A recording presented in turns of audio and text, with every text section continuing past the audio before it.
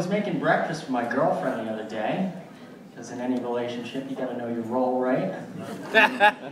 Some guys bring home the bacon, other guys take that bacon, they fold it into a nice omelet with some cheese. On this particular day, though, she said no bacon. What? See, she was on her way to visit the folks for Passover. She's Jewish. I think it's like me with smoking. She was a little worried they were going to smell it on her.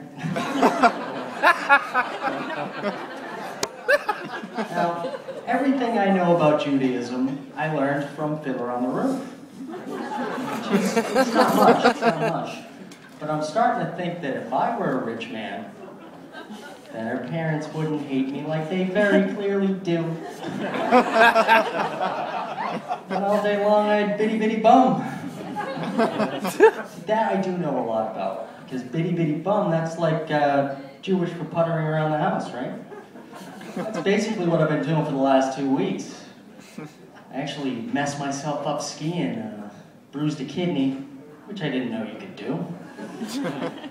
It wasn't all bad though. I realized the best thing about it was asking people what their plans were when I knew they had to be working.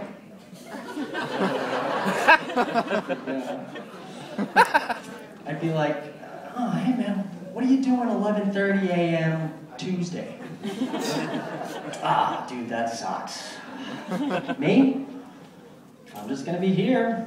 Definitely get a bitty bitty bum. Like die, you know? If I can get to it. It's gonna be a full, rich day.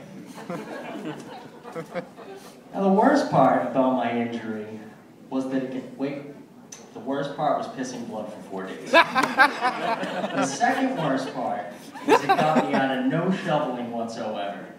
My roommate skated again, right? You guys may have been in a living situation like this before. Me and my roommates, we avoid household chores like we're fighting World War I. Yeah. Anytime something needs to be done around the house, we all dig into our trenches, and then we play an extreme version of the waiting game, or as I like to call it, a war of attrition. Inevitably, things get filthier and dirtier until somebody decides to be the bigger person, and that guy loses. Let me give you an example about what I'm talking about. I walked into the bathroom the other day, and somebody had used up all the toilet paper. Instead of replacing it, they had put fast food napkins on the lid of the toilet tank. I mean, so much for the Geneva Conventions. Those napkins say to me one thing: poison gas attacks are now on the table. I've been trying to go out more though, feeling a little bit better. In particular, I've been trying to go out with my girlfriend and her girlfriends. I wouldn't say I'm actively pursuing a threesome. But I do want to be in a position where I might, trip and fall into one. You gotta pick your spots with something like that. There's a reason why teams don't go for the 2-point conversion after every touchdown.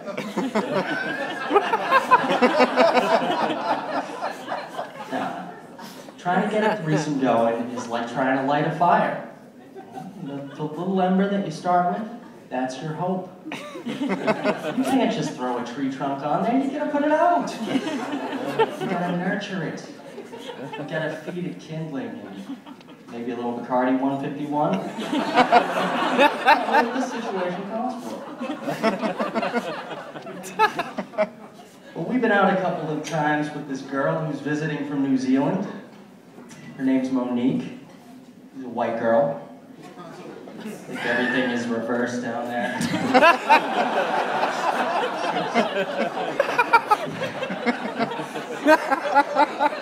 But I know nothing's gonna happen. But there's just something about that accent that is so attractive, I think there's gotta be an evolutionary reason behind it too. It's like every time she's talking, there's a little voice in the back of my head going, Garvey, this is your chance to spread